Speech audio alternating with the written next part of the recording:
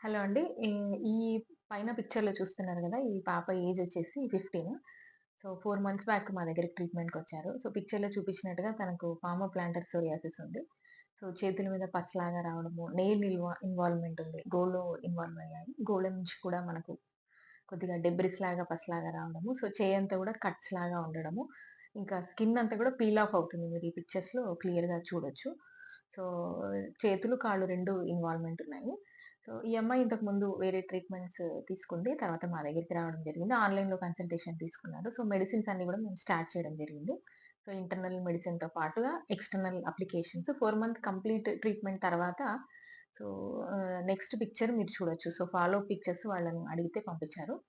So, ఇక్కడ చూసుకుంటే ఆ కట్స్, ఆ పస్ ఫార్మేషన్ అంతా కూడా వెళ్ళిపోయింది. నెయిల్స్‌లో కొంత చేంజెస్ వచ్చాయి. సో, స్కిన్ కూడా క్లియర్ అయిపోయింది. సో, ఇంకా క్లియరెన్స్‌గా ఇంకా కొద్దిగా స్కిన్ క్లియర్ అవ్వాలి. దానికోసం మేము ఇంకా కంటిన్యూ చేయమని చెప్పాము. నెయిల్స్‌లో కూడా సో, మార్పనేది కనిపించింది. ఇంకా స్టిల్ క్లియరర్ నెయిల్స్ కోసం కూడా మేము ట్రీట్మెంట్ అనేది కంటిన్యూ చేయడం జరిగింది. ఇది మా దగ్గర ఉండేటువంటి సో, బెస్ట్ రిజల్ట్స్ వచ్చిన మంచి కేస్ అని చెప్పొచ్చు.